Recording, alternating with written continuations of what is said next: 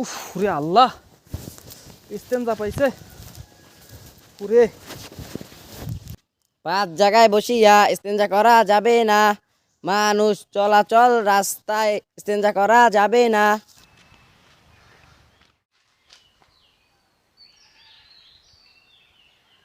ফল গাছ ছায়া দেয় গাছের তলায় ইস্তেঞ্জা করা যাবে না।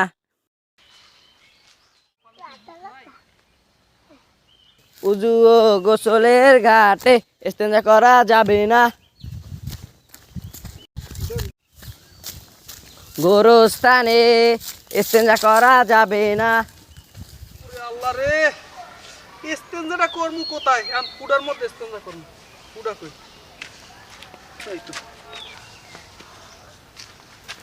গর্তের ভিতরে ইস্তেঞ্জা করা যাবে না।